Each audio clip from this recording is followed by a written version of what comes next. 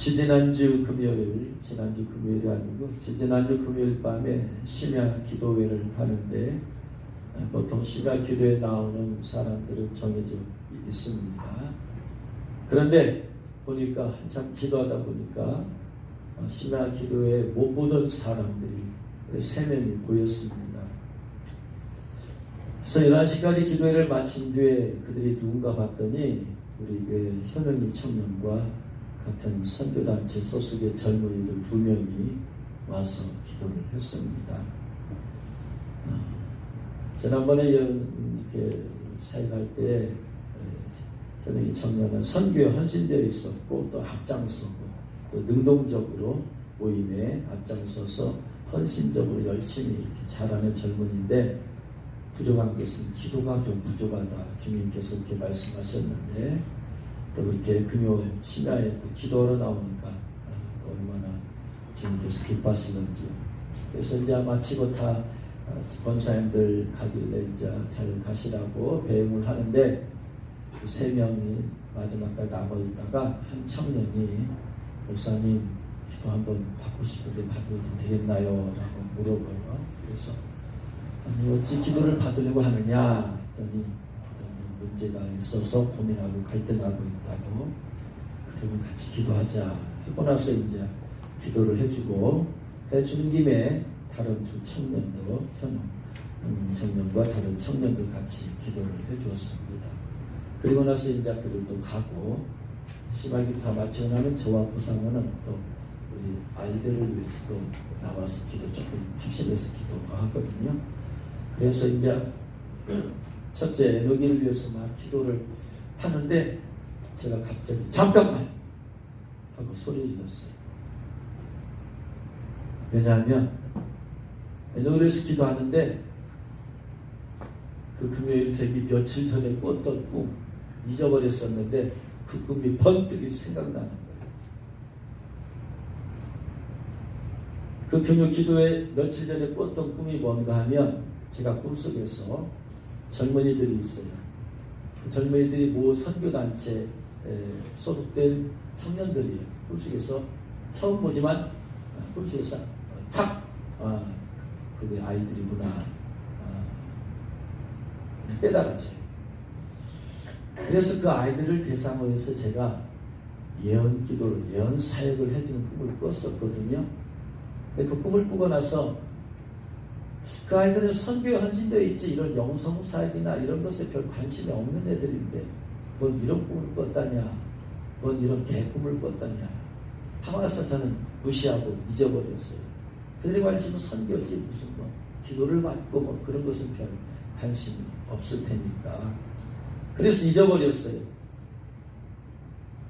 그런데 그 금요일날 그 아이들이 와서 기도를 받았잖아요. 그것을 에너지를 위해서 기도할 때 번뜩 생각이 난 거예요.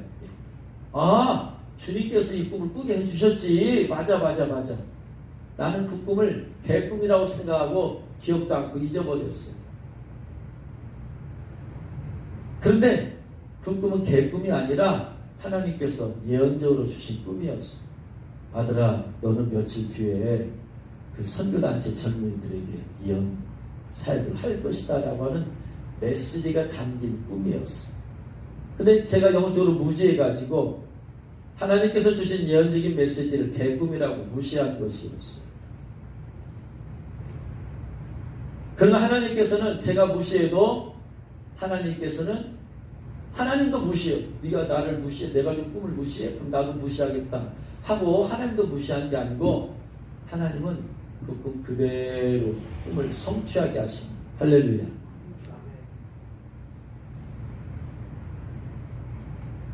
제가 어젯밤에 사업을 하는 한 사람의 가게에 갔어요. 근데 제가 그 사람의 사업체에 갔는데 깜짝 놀랐어요. 왜냐하면 그 사람은 애완동물을 키우고 있었는데 그 애완동물이 다름 아닌 뱀이었어요. 이런 세상에 뭔 뱀을 애완동물로 키우다니. 저는 그 사람의 사업체에 차를 타고 갔다가 내렸는데 그 뱀이 나를 보고 다가와요. 물려고. 저는 거기에 무슨 애완동물의 뱀이 있어는 상상도 없고 생각도 못했잖아요. 그래 깜짝 놀라가지고 이리저리 피했어요. 잠시 눈에 안 보이던 뱀이 조금에 다시 나타났어요. 저한테 또 오는 거야, 물려고. 그래서 저는 이 뱀을 어떻게 때려잡지? 하고 나서 둘러보니까 주위에 막대기가 있는 게 보였어요. 그래가지고 그 막대기를 들어서 뱀을 후리쳤더니 뱀이 도망가 버렸어요. 그리고 빼어보니 꿈이었어요. 실제적인 신방이 아니고. 근데 보니까 새벽 5시 13분이야. 좀 있으면 새벽 기도 인도할 시간인데, 그래서 일어나가지고 뭔 이런 꿈을 꾸냐. 그러면서 기쁨에 대해서 깊이 생각해 보았어요. 이 꿈의 의미가 뭘까?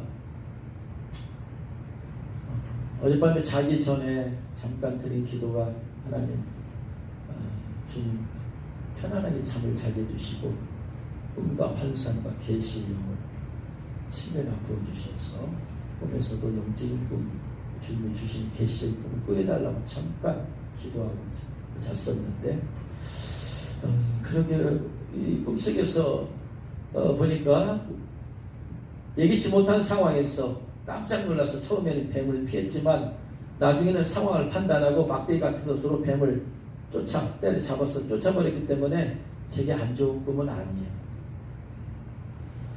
근데 그 사람이 애완동물로 뱀을 키우고 있는 것이 문제였어요. 왜냐하면 뱀은 성경에서 영적으로 사탄 마귀를 상징하잖아요. 계시록 12장 9절에서 큰 용이 내어 쫓기니 옛뱀 곧 마귀라고도 하고 사탄이라고도 하며 온 천하를 꿰는 자라. 그가 땅으로 내쫓기니 그의 사자들도 그와 함께 내쫓기니라. 그 사람의 사업체 현장에서 뱀을 키우고 있다는 것은 그의 사업체에 뱀마귀가 역사하고 있다는 의미 같았어요. 그가 그런데 뱀을 징그러운 동물 혹은 마귀로 인식을 하지 못하고 있는 것으로 보아서 그의 사업 가운데 뱀마귀가 역사하고 있다는 것을 인식하지 못한, 이게 뱀마귀가 역사하고 있다는 내 사업체. 그런데 뱀을 애완동물로 키우고 있는 걸 통해서 볼 때 그는 뱀마귀와 친숙한 관계에 있다. 뱀마귀가 은밀히 역사하고 있는 게 아니라 애완동물로 키우고 있어. 그러니까 애완동물이랑 가깝잖아요. 그 사람이 지금 뱀마귀와 친숙한 관계에 있구나. 근데 그는 그것이 뱀으로만 뱀마귀의 역사인 걸 알지 못하고 있어요. 이런 것들을 종합해서 볼 때에 그의 사업체에 뱀마귀가 역사하고 있다. 그는 뱀마귀가 뱀은 불법이잖아요. 아담과 하와에게 불법을 행하도록 하고 오늘날 크리스찬들에게 불법을 행하게 하잖아요. 그의 사업체에는 지금 불법이 벌어지고 있구나. 하나님 말씀의 사업체가 하나님 말씀에 합당하지 않게 사업체가 운영되고 있구나. 근데 그가 애완동물로 키우는 걸 통해서 볼 때에 그는 그걸 알고 있어. 내 사업에 지금 내가 불법을 행하고 있다는 걸 알고 있어. 예를 들어서 사업체에서 벌어질 수 있는 불법이 뭐가 있을까요? 거짓말을 하는 것도 있을 수 있겠죠. 세금을 탈세하고 낮추기 위해서 불의의 방법을 동원하는 방법도 있겠죠. 사업체에서 얻은 수익을 하나님께 온전히 제대로 11조를 드리지 않는 것도 있을 수 있겠죠. 여러 가지가 있을 수 있어요. 그런데 그의 사업체는 지금 뱀마귀가 역사하고 있구나. 근데 애완동물로 키우는 거 보니까 알고 있어. 모르는 게 아니야. 알고 있어. 알고 있지만 그 뱀마귀를 쫓아내지 않고 있어. 뱀을 애완동물로 키울 때 애완동물은 그 주인에게 기쁨을 주죠. 그가 불법을 행함을 통하여서 그에게 어떠한 뱀마귀가 유익을 준다. 유익을 준다. 예를 들어서 거짓말을 해서 장사하거나 탈세를 한다거나 그러면은 뱀마귀가 역사하고 있지만 유익을 주죠. 물질적인 유익을 주잖아요.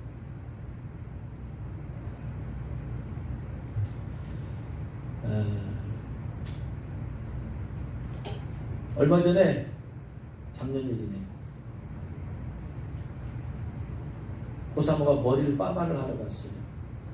그래가지고 아파트에다 주차를 했는데 나오려고 보니까 도저히 나올 수가 없어. 그래서 그 사장님, 원장님한테 차를 좀 빼달라고 했어요. 그래가지고 차를 빼다가 그만 옆에 있는 차를 긁었어요.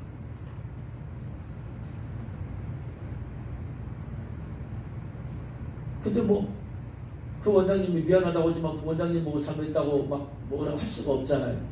근데 옆에 긁었어. 그래가지고 아무것도 없어서 조그만 쪽지로 이리저리 해서 차가 이렇게 되었습니다. 혹시 문제 있으면 연락 주세요 하고 나서 조그만 쪽지를 써서 붙여놨어요. 그리고 왔어. 근데 그 다음날에도 그 다음날에도 연락이 안 와. 그래서 저한테 그 얘기를 하는 거예요. 그래서 봤을 텐데 연락이 안 온다고. 그래서 어떻게 붙였냐고 했더니 또 종이에다 써가지고 그 앞에 앞유리에다 이런 데다 놨대야. 그럼 바람 불면 날아가 버릴 텐데 그걸 거기다 놓으면 안 되고 윈드브러시에다가 접해서 그 밑에다 놓던가 할 텐데 한번 가보자고. 그래서 밤에 가봤어요. 아니나 다를까 그 차 위에 없어요. 그게. 그래서 찾아봤더니 바닥에 떨어져 있어 그게. 그래서 다시 써가지고 윈드브러시에다가 이렇게 써서 왔어요. 그리고 이제 고3을 학교 가기 때문에 제 연락처를 물었어요. 그랬더니 연락처에 연락이 왔어요. 그 차주가. 그래서 그 차도 그걸 이렇게 봤대. 근데 별 문제가 없는 듯해서 그냥 넘어가 괜찮다. 그래서 혹시나 뭐 그냥 정 마음이 그러면 뭐 음료수라도 값을 하나 보내달라고 해서 알겠다고 했어. 그랬는데 잠시 다시 연락이 왔어요. 이게 그늘에 있을 때는 별로 안 긁힌 것이 태가 안 났는데 햇빛이 비추고 나서 보니까 확 태가 나더래. 이거 그냥 할 수가 없대. 이거 수리를 해야 되겠대. 죄송하다고 그랬어. 아니라고 원래 그걸로 했으니까 맡기시고 비용 있으면 청구하시면 해드리겠다고 했어요. 그런데 여러분 주차해다가 내가 차를 빼내다가 옆 차를 긁었을 때 이것도 보험에 이때 보상을 받습니다. 그래서 보험을 든 그 후배한테 전화해봤더니 목사님 그거 사모님 안 다쳤어도 그냥 교통사고 어떻게 그것도 교통사고예요. 병원에 한번 갔다 오시고 그냥 갔다 오시고 그 진단서 안 다쳤어도 그냥 진단서 하나 떼어오시라고 갖고 주면은 보험회사에서 한 50만 원 준대요. 그 저한테 주시라고. 그럼 그거 받으다가 거기다 고쳐는데 주면 된다고. 그래서 알았다고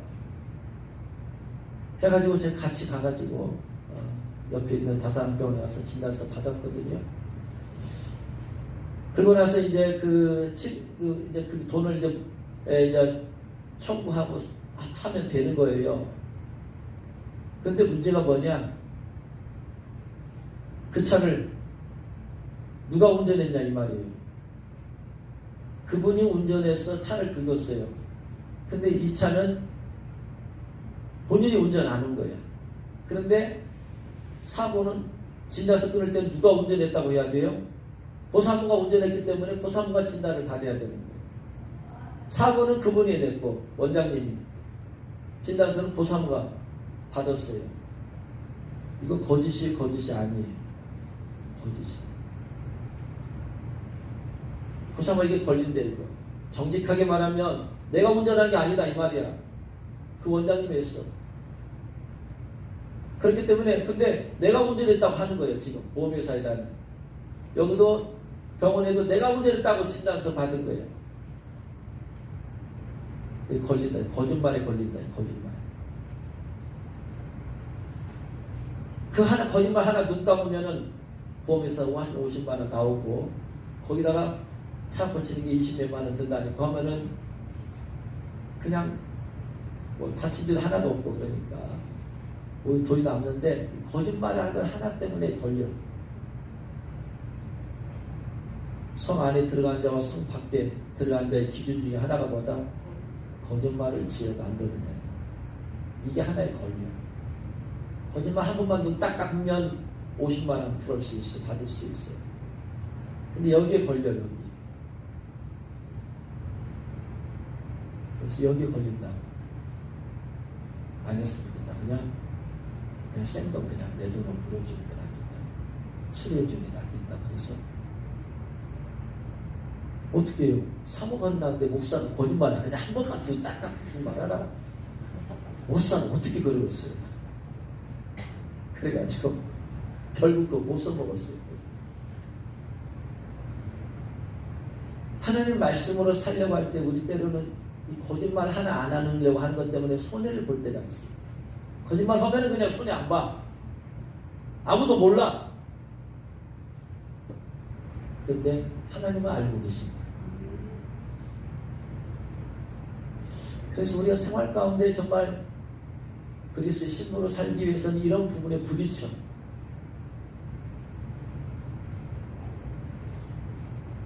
그 말씀으로 인해서 이기려면은 내가 손해를 보더라도 내 이득을 거짓말 함으로써 얻는 이득을 포기해야 하면 되는 것이.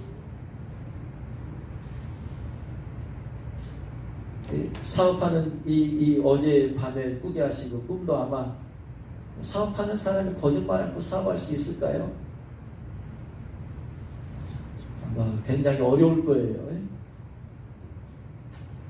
그래서 아마 벤마귀가 역사하는가도 몰라요. 그러나 분명한 것은 이 뱀마귀를 내쫓아버려야만 된다는 거예요. 그래야지 사업의 현장에서 내가 거룩하게 살 수 있다는 겁니다. 할렐루야. 하나님께서 이런 꿈들을 통해서 이렇게 계시하시고 말씀을 주시는 것은 뭘까요?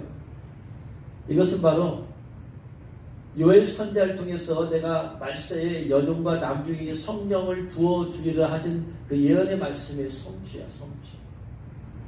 사도행전 2장 16절에서 베드로가 설교하면서 이렇게 말하잖아요.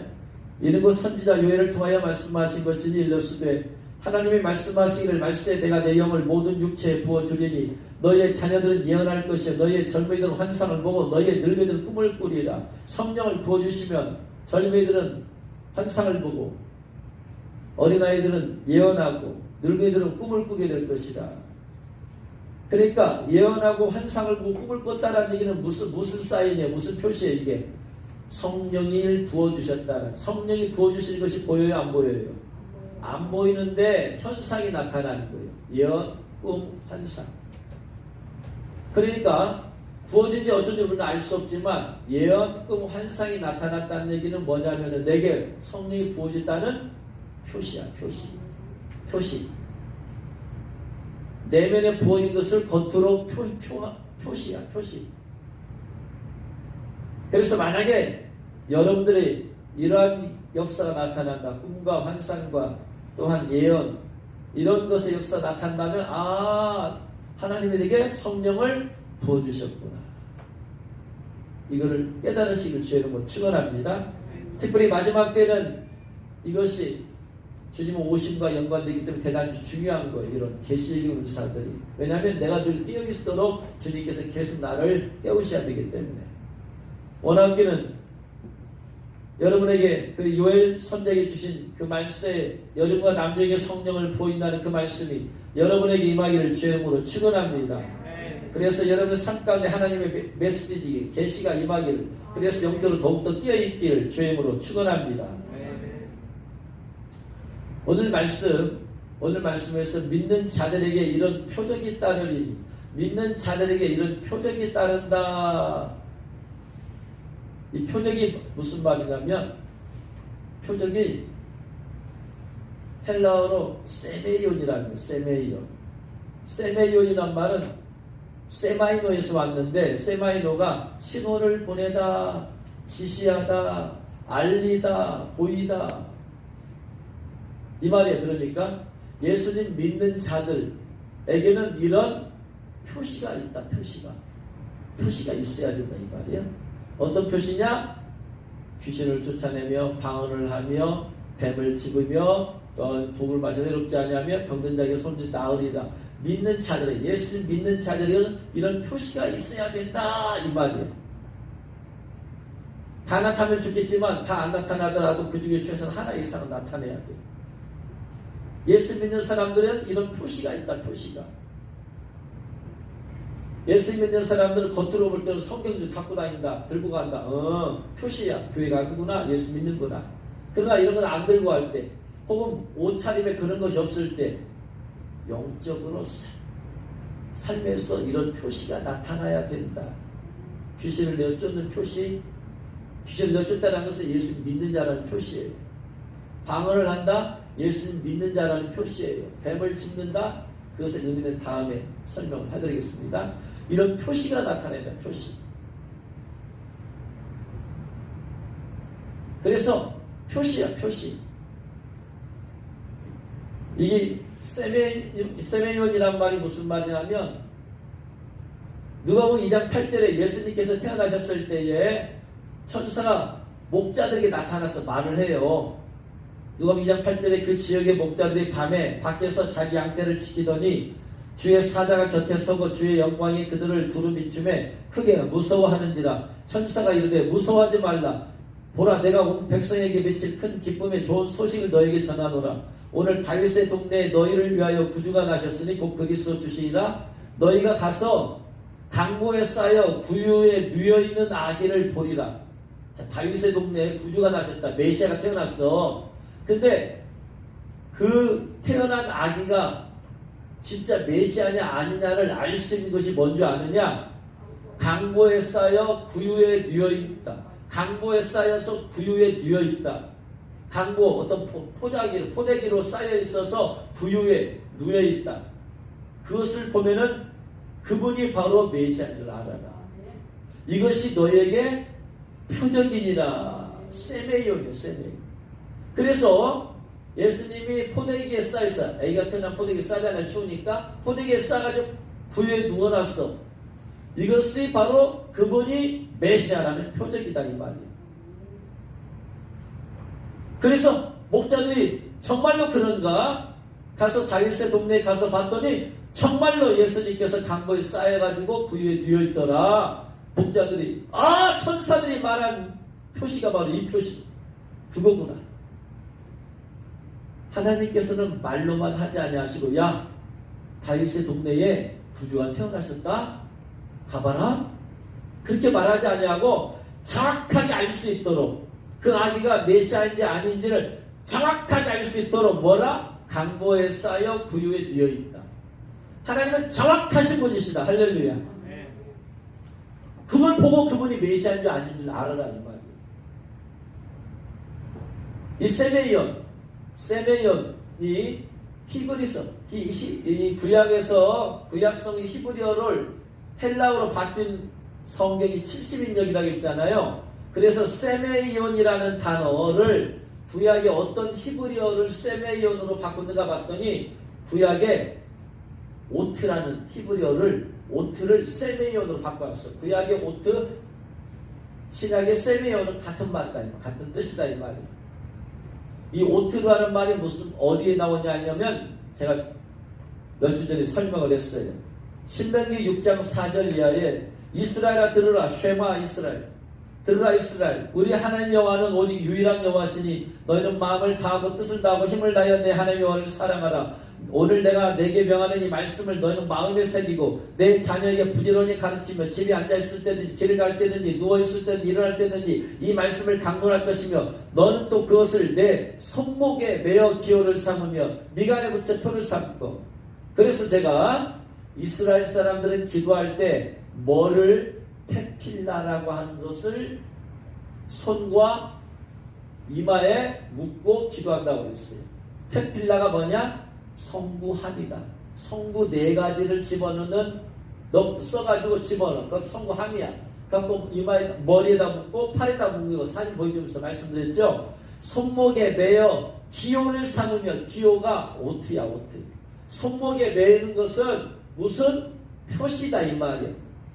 무슨 사인이다 이 말이야. 손목에 말씀을 내었다는 것은 뭔가를 지금 말하기 위해서 하나님께서 메시지를 주기 위함이다 이 말이에요. 근데 손이라는 것은 의미가 두 가지가 있다고 해서 하나는 소유다. 하나는 지배를 받는다. 그래서 손목에 하나님의 말씀이 들어있는 것을 묶어라는 게 무슨 말이냐. 나는 말씀에 지배를 받는다. 나는 말씀에 소유다. 근데 말씀이 육신이 되신 분이 예수님이니까 하나님의 말씀 곧 하나님이죠. 나는 하나님의 소유다. 나는 하나님의 지배를 받는다. 이런 표시야, 표시. 그 자체로서 손목에 묶었네. 멋있네. 아이고 끈이 넓네, 기네. 이런 의미가 없다 이 말이에요. 겉으로 보이는 것은 의미가 없고 그 내용이 뭐냐. 하나님의 나는 소유다. 나는 하나님의 지배를 받는다. 이런 의미다 이 말이에요. 이것이 오트요 세메이요. 이게 하나님은 그냥 말씀으로만 하지 아니하시고 이런 오트 세메이요 메시지를 주는 그러한 것을 하게 하시는 걸 발견하게 됩니다. 자, 하나님께서 홍수로 이 세상을 심판하시고 내가 다시는 이 세상을 홍수로 물로 심판하지 아니하리라 말씀했어요. 그러면 말씀만 해도 하나님은 지키셔요. 문제는 뭐냐? 그 말씀을 인간이 기억하지 못한다는 게 문제야. 그래서 하나님께서는 인간들이 내가 하나님이 다시는 물로 심판하지 않으신다라고 말씀했다는 걸 기억할 수 있도록 하기 위해서 주신 표시가 뭐예요? 뭐예요? 무지개. 하나님은 말씀만 하지 아니하시고 그런 것을 꼭 눈에 보이는 표시를 주어. 그래가지고 무지개를 볼 때마다 그래 하나님이 노하시되 물로 심판하셨지. 그런데 다시는 물로 심판하지 않으신다고. 그래서 이 메시지야. 이 메시지. 이게 바로 세메이온, 오트, 표시, 표징. 마찬가지예요. 가인이 아벨을 죽이고 나서 하나님께 저주받고 쫓겨나잖아요. 그래서 가인이 두려워 떨어요. 하나님, 무릇 내가 이제 돌아다니다가 나를 만나는 사람이 나를 죽일까 두렵습니다. 그랬더니 하나님께서 걱정 마. 내가 천군 천사 보내어서 너를 지켜줄 테니까. 이렇게 말씀 안 했어요. 꼭 표시를 주신다 이 말이에요. 그래가지고 가인의 이마에 표를 주사. 가인의 이마에. 창세기 4장 15절. 여호와께서 그에게 이르시되 그렇지 아니하다. 가인을 죽이는 자는 벌을 7배나 받으리라 하시고 가인에게 표를 주사. 그를 만나는 모든 사람을 죽이를 면하겠으나 이 표가 오트야. 세메이온이야. 그러니까 사람들이 볼 수 있도록. 그러면서 가인을 죽이자는 7배나 벌을 받는다라고 하나님의 메시지를 주는 거예요. 가인이 받은 표는 눈에 보이는 표예요. 이렇게 하나님께서는 어떤 메시지를 주기 위해서 말로만 하지 않아요. 말로 해도 하나님 지키세요. 그런데 뭐다? 사람들이 볼 수 있도록, 구약시대는 사람들이 볼 수 있도록, 인식할 수 있도록 그렇게 눈에 보이게 하는 걸 주세요. 또 하나님께서 아브라함의 창세기 17장 4절 말씀 보면 보라 내가 내 언약이 너와 함께 있으면 너는 여러 민족의 아버지가 될 것이다. 아브라함이라 하지 말고 아브라함이라 하라. 너 민족의 아버지다. 아브라함 고귀한 아버지. 아브라함 열방의 아버지. 민족의 아버지. 그래서 내가 너를 심히 번성하게 하고 여러 민족들이 나게 하고 왕들이 내게로부터 나오게 할 것이다. 또 너와 내 후손을 내가 거려온 이 땅 가나안 땅을 주겠다. 이렇게 말씀하세요. 그럼 하나님 말씀하신 것은 지켜요. 하나님은 인간을 잊어버려도 지켜. 근데 하나님께서는 꼭 표시를 주신다. 그 표시를 통해서 우리에게 믿으라. 이거예요. 그래서 주신 표시가 뭐예요? 할례죠. 할례. 17장 10절 너희 중 남자는 다 할례를 받으라. 이것이 나와 너희의 후손 사이에 지킬 내 언약이니라. 너희는 포피를 배워라. 이것이 너희와 나와 너희 사이의 언약의 표징이다. 오트야. 이게 오트. 세메이온이야. 하나님께서 이런 꼭 이런 표시를 통해서 말씀하세요. 하나님께서 출애굽할 이스라엘 백성들에게 모세에게 말씀하십니다. 내가 이제 여기 온 전역을 다니면서 첫째를 다 죽일 것이다. 사람이든지 가축이 다 죽일 것이다. 그런데 내가 너희들을 지켜 보호해 주니까 아무 걱정 말아라. 이렇게 말씀하지 않으시고 내가 너희를 죽이지 않을 텐데 표시를 내라. 표시를. 어떻게 하라? 어린 양을 잡아가지고 어떻게 하라?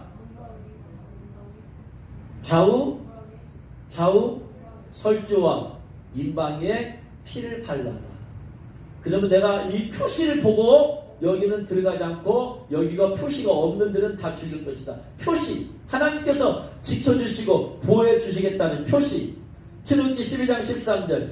내가 애굽 땅을 칠 때 그 피가 너희가 사는 집에 있어서 너희를 위하여 표적이 될지다. 내가 피를 볼 때 너희를 넘어가리니 재앙이 너희에게 멸하지 아니하라. 이 표적. 여기시 오트예요. 헬라 히브리 원어로. 하나님께서 또 이런 표시를 주어서 보고 믿게 만드십니다. 할렐루야. 신약시대도 마찬가지. 하나님께서 꼭 이제 세메이언이죠. 세메이언. 신약은 구약은 오트고 신약은 세메이언.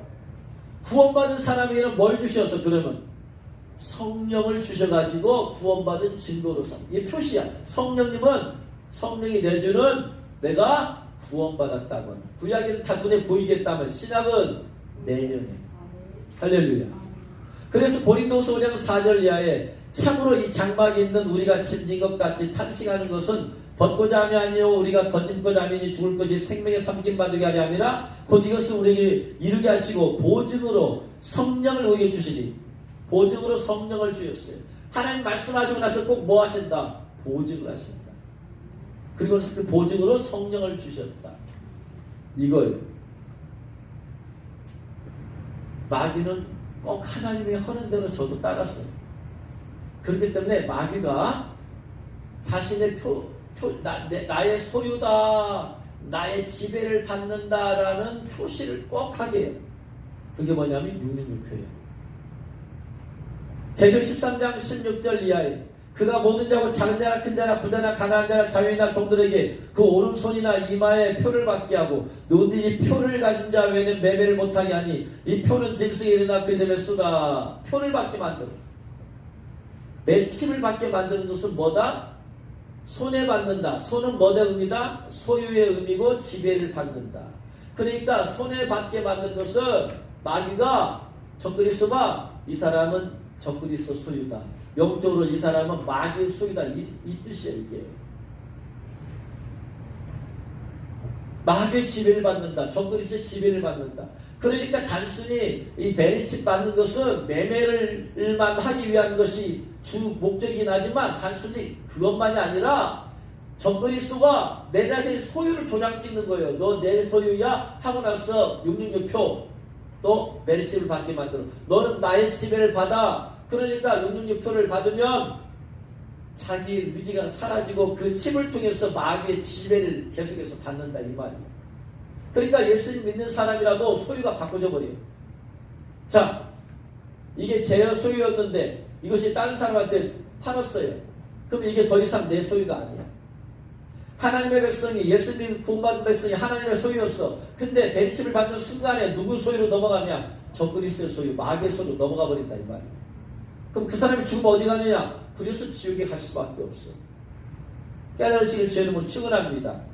소유가 바뀌는 거예요. 소유가. 지배자가 바뀌는 거예요. 그전에 성령의 지배, 하나님의 지배를 받았다면은 칩을 받는 순간에 적그리스도의 지배를 받게 되죠. 마귀의 지배를 받게 된다. 할렐루야. 깨달으시길 주님은 축원합니다. 이게 세메이언이야. 이게 오트야. 사인이다 이 말이에요. 사인이다. 그런데 그런 게 마태복음 24장 3절에 보면 마지막 때에 관한 세메이언이 있습니다. 마태복음 24장 3절에 예수님께서 감람산 위에 앉으셨을 때 제자들이 조용히 와서 우리에게 이르소서 어느 때에 이런 일이 있겠사오며 주의 임하심과 세상 끝에는 무슨 징조가 있으리오까. 주님의 임하심과 세상 끝에는 무슨 징조가 세메이언. 주님의 임하심, 주님의 공중 강림하심 혹은 주님의 재림하심과 세상 끝에는 무슨 세메이온이 있어야 합니까? 그러면 세메이온은 정확해야 된다, 정확하지 않아야 된다. 하나님은 정확하시게 주셔요. 그럼 하나님이 주님의 임하신과 세상 끝에 주시는 세메온 이 표징이 뭐냐 이 말이에요. 예수님께서 대답하여 이르시되 너희가 사람의 미혹을 받지 않도록 주의하라. 많은 사람이 내 이름으로 와서 내가 그리스도라 하여 많은 사람을 미혹하리라. 이게 세메온이야. 내가 자칭 예수다. 내가 구원자다 이 말이에요. 내가 그리스도라 이 말은 그리스도란 뭐냐? 메시아는 구원자 아니에요. 자칭 구원자가 나타나. 그래서 신천지에 거기 총회장인가 먼 사람이 내가 그리스도다 이 말이에요. 그 말이에요. 또 하나님의 교회 내가 그리스도다. 이게 정확한 세메이온이요. 예수님께서 오실 때가 되었다는. 할렐루야. 깨달으실 주의 이름으로 축원합니다. 난리와 난리 소문을 듣겠으나 너희는 산과 두려워 말라. 이런 일이 있어야지. 아직 끝은 아니니라. 끝은 아니야. 그리스도라고 하는 것은 이제까지 기독교 역사상 수없이 많이 왔어. 이것이 끝이에요. 세메이온이 아니야. 이거. 끝날에만 나타난 세메이온이 있어요. 그게 뭐다? 7절. 민족이 민족을, 나라가 나라를 대적하여 일어나겠고 곳곳에 기근과 지진이 있으리니 민족이 민족을 지구상에서 민족이 한 민족이 서로 싸워서 대적할 나라는 우리나라밖에 없죠.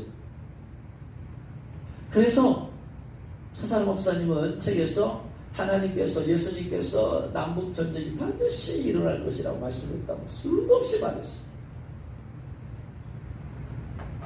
그런데 사람들은 그것을 예언을 했을 때 바로 일어날 줄 알았지 이렇게 몇 년 지날 줄 아무도 몰랐어. 그러니까 다 거짓말에 하는데 저는 분명히 남북 전쟁이 일어날 줄 믿습니다. 언제 일어날 거예요. 전쟁은 막다른 극한 상황에서 일어나는 거예요. 예를 들어서 북한과 친화적인 정부가 들었으면 전쟁이 날까요? 안 날까요? 절대로 안 나. 북한의 친화적인 정부는 북한의 포조, 북한의 비유 거슬리면 안 되기 때문에 살살살살 바닥바닥 기어. 북한이 뭔 나쁜 짓을 해도 뭐라고 말을 못해. 이게 친북한적인 정부야. 북한이 남북한 연락소 세월을 그냥 파괴시켜도 뭐라고 말도 못해. 북한이 핵을 가지고 있어도 말도 못해. 그리고 우리 민족이 핵을 가지고 있어도 어떻게 우리 민족이 그래? 우리 민족은 맞아. 그러나 그들의 목적은 남침해서 적화통일이지 우리가 생각하는 평화통일이 아니에요. 그들의 존재 목적은 남침을 통해서는 한반도 통일이야. 북미 회담을 통해서 북한이 핵을 폐기하고 절대로 저는 그때 북한은 절대로 포기 안 한다. 핵을 감춰두고 절대로 포기 안 해. 왜? 그게 마지막 저들이 남은 보루야. 그거 갖고 있는 것이. 아무리 북한과 남한이 잘해줘도 그들은 절대로 포기 안 해요. 그때 저는 저든 거짓말이다. 아니나 다를까 이제 그들과 미국과 우리가 미국이 그들에게 순순하게 해주지 않고 그러니까 결국은 숨겨뒀던 핵을 드러내서 만들잖아. 절대로 믿을 수가 없어요. 저들은 전략상 껍데기만 그렇게 한 것이지. 거기서 그냥 무슨 호의적인 태도 하나만 보이면 그냥 정부에서 그냥 짚어 날뛰어. 그들은 보고 웃어요. 갖고 노는 거야. 그런 작전을 되게 사람 딱 흘려주면 저렇게 좋아하는구나.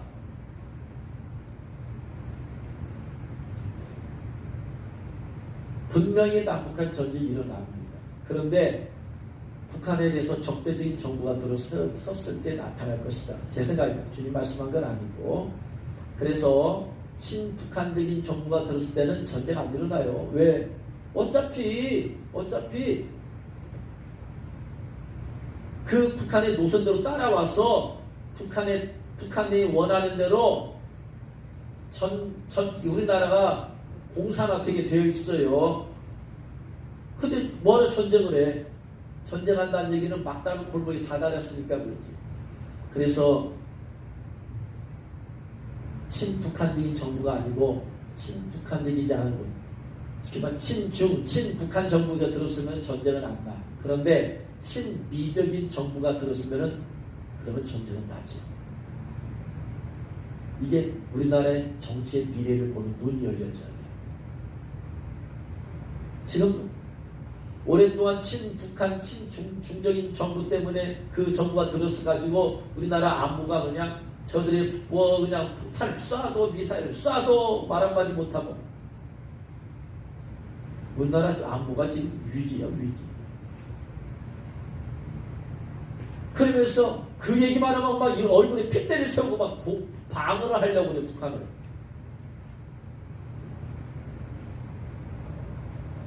그래서 친중, 친북한적인 정부가 아닌 친미적인 정부가 들었으면은 그때 위험하다.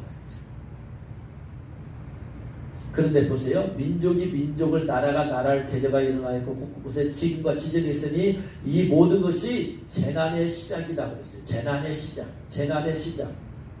자, 위에서는 내가 그리스도라 하여 많은 사람을 미혹하는 것이 재난의 시작이라고 했어요? 아니야. 난리와 난리 소문을 듣겠으나 두려워하지 말라. 재난의 시작이 아니지요. 어느 때부터 재난의 시작이야? 민족이 민족을 대적해서 전쟁이 일어난 것이 재난의 시작이다. 그래서 남북한 전쟁이 일어나면 재난의 시작이에요. 무슨 말이냐? 여기서 재난의 시작이라는 말에 초점을 맞추세요. 재난이란 말은 오딘이라는 말이야. 오딘. 그런데 성경 해석과 원어는 전혀 달라. 뜻이. 재난의 시작, 재난이라는 오딘은 헬라어 원어는 무슨 뜻이냐면 따라합니다. 해산의 고통. 원어가 해산의 고통이야. 그러니까 이 모든 것이 재난의 시작이 아니고 무엇의 시작이다? 해산의 고통의 시작이다. 해산의 고통. 민족이 민족을, 남북이 전쟁이 일어나게 되어지면 해산의 시작, 해산의 고통의 시작이 일어난다. 그런데 오딘이라는 단어가 딱 한 군데 더 쓰였어. 어디냐면은 데살로니가전서 5장 1절부터 3절. 이 오딘이라는 단어가 놀라운 단어예요. 데살로니가전서 5장 1절부터 3절 읽겠습니다. 형제들아, 때와 시기에 관하여는 너에게 쓸 것이 없으면, 때와 시기는 뭐예요? 그 2절, 주의 날이, 주의 날이요. 밤에 도둑같이 일 줄. 주의 날이 밤에 도둑같이 이르는 것은 예수님의 뭐예요? 공중강림이에요? 재림이에요? 예? 공중강림이죠. 재림은 사람들 눈에 보이게 오시는 거예요. 주의 날이 예수님의 공중강림이 밤에 도둑같이 이를 줄 너희가 자세히 알기 때문이라. 그들이 평안하다, 안전하다 할 그때에 임신한 여자에게 해산의 고통, 이게 오딘이야. 해산의 고통이 이름과 같이 멸망이 갑자기 그들에게 이른다. 아이를 임신했을 때 그 여인에게 해산의 고통이 갑자기 오죠. 예고는 오지 않아요. 내일 이맘때부터 고통이 올 것이다. 3시간 뒤에 고통이 올 것이다. 그러지 않아요. 언제 올지 몰라. 해산의 고통, 오딘이 이름과 같이 멸망이 갑자기 그들에게. 주의 날이 어떻게 온다? 임신한 여자에게 해산의 고통이 이름과 같이 갑자기 온다. 주의 날이 어떻게 오신다? 해산의 고통에, 임신한 여자에게 해산의 고통이 이름과 같이 오신다. 이꼬르 오딘이 뭐다? 재난의 시작이다. 재난의 시작은 뭐다? 민족이 민족을. 예수님 공중 강림에 예수님이 오시고 나서 이제 가시면 이제 재난이 대환란이 시작되잖아요. 그 예수님 오심에 그것이 뭐처럼 온다? 오딘, 해산의 고통처럼 온다. 그랬어요. 근데 그 해산의 고통이 뭐다? 민족이 민족을 대지는. 그래서 서사라 목사님은 남북한 전쟁이 있고 난 다음에 예수님 오신다. 그러니까 예수님 오시기 전에 우리가 눈에 볼 수 있는 세메이온, 표식, 표적은 뭐다? 가장 마지막 표적은 남북한 전쟁이 될 것이다. 이게 해산의 보통 오딘이야. 그래서 우리는 그런 걸 통해서 하나님이 보여주신다 이 말이야. 주님은 말도 없이 그냥 딱 오시는 게 아니고 뭐다? 그런 세메이온, 표시들을 보여주신다. 하나님은 구약부터 그런 표시들을 통해서 말씀하세요. 손에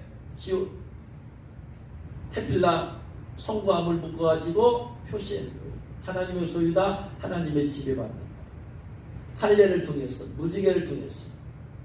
그런 것처럼 하나님께서는 예수님, 주님의 오심에 대해서 어떤 표시를 보여주는데 그것이 바로 민족이 민족을 대적하는 것입니다. 그래서 저는 그 서목사님의 책에서 말씀한 걸 그대로 믿습니다. 남북한 전쟁은 일어날 것이다. 그런데 적대적인, 북한에 대해서 적대적인 정부가 들어서게 될 때, 그리고 적대적인 정부이기 때문에 북한이 원하는 대로 끌려가지 않을 거예요. 그러니까 북한이 뿔나니까 이제 그전에 돈도 갖다 주고 햇빛 정책으로 돈도 갖다 주고 이것도 주고 또 저것도 주고 잘 주더니 이제는 적대지니까 안 줘. 안 주니까 북한 힘들어지니까 결국 마지막으로 선택하는 게 뭐냐. 이리도 주고 저도 죽으니까 전쟁을 하고 죽자. 그래서 전쟁이 벌어질 거예요. 우리가 할 수 있는 일은 깨어 기도하는 것밖에 없습니다. 물론 그 전쟁을 통해서 북한은 멸망하기로 돼 있다고 또 말씀했어요. 그 책을 통해서. 그러니까 그래서 나중에 북한까지 완전히 파란색으로, 지금 빨간색이면 북한이 나중에는 파란색으로 하나님께서 이기게 해주신다고 말씀하셨으니까 우리는 그렇게 될 줄로 믿고, 그런데 전쟁을 통해서 많은 파괴가 있을 거예요. 우리가 준비하지 않고 기도하지 않으면 갑자기 당하면 당황할 수밖에 없어요. 그런데 그것을 이미 미래에 대한 것들이 하나님께서 세메이온 표시를 다, 표적을 다 주셨습니까? 그래서 우리가 늘 깨어서 기도하면서 준비할 때에 그런 일이 벌어졌을 때 우리가 놀라지 않을 줄로 여러분 믿습니다. 이제 말씀을 마감합니다. 다음번에 계속해서 이 믿는 자들의 세메이온, 예수님 믿는 자들은 이런 표시가 있어야 된다. 표시가. 단순히 예수를 영접했다는 내 주의 성령만으로 그것으로 표시하지 말고 겉으로 드러난 표시가 있어야 된다. 그런 것들이 지금 오늘 5가지 말씀에 나와요. 그런데 그런 표시 중에 하나가, 지금 주님 오심의 표시 중에 하나가 민족이 민족을 대적하는 것이다. 그것이 주님의 오심과 똑같은 여인에게 해산의 고통처럼 온다. 어느 날 갑자기 전쟁이 벌어질 거예요. 어느 갑자기. 전쟁을 준비하고 전쟁하려고 하는 것이 눈에 보이면 너도 다 준비할 거 아니야. 북한은 갑자기 전쟁. 임신한 여자에게 해산의 고통이 이런 것처럼 갑자기 6.25 사변처럼 갑자기 북한은 전쟁을 할 거예요. 우리는 그걸 보고 미리 기도하면서 뛰어 준비해야 되고, 바로 그런 것처럼 예수님께서 오실 것이다. 할렐루야. 그러면 늘 예배하는 여러분 되시기를 주의 이름으로 축원합니다. 늘 하나님께 기도하고 말씀 안에 거할 수 있는, 늘 깨어있는 여러분 되셔서 그런 것이 일어난다 할지라도 여러분 예수 안에서 늘 이길 수 있는 여러분 되시기를 주의 이름으로 축원합니다.